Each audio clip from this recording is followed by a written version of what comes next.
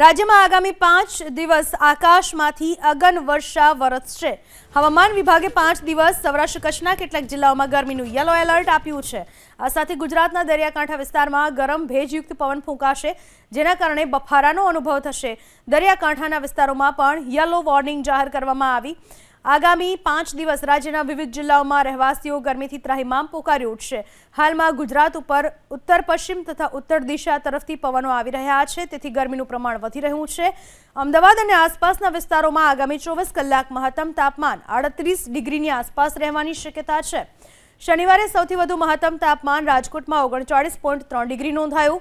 અમદાવાદ શહેરમાં મહત્તમ તાપમાન 38.2 ડિગ્રી, વડોદરામાં 37.6 ડિગ્રી, સુરતમાં 37.2 ડિગ્રી, તો અમરેલી, ભુજ, ડીસા, ડાંગ અને ગાંધીનગરમાં ગરમીનો પારો 38 ડિગ્રી પર પહોંચ્યો।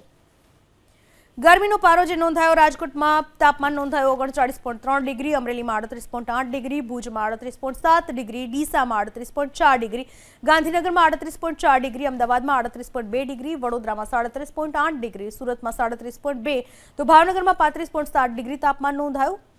આ રીતે તાપમાનનો પારો વધી રહ્યો છે, ગરમી વધી રહી છે અને આગામી 5 દિવસ હજુ પણ ગરમી વધારે પડશે તેવી આગાહી હવામાન વિભાગે કરી છે।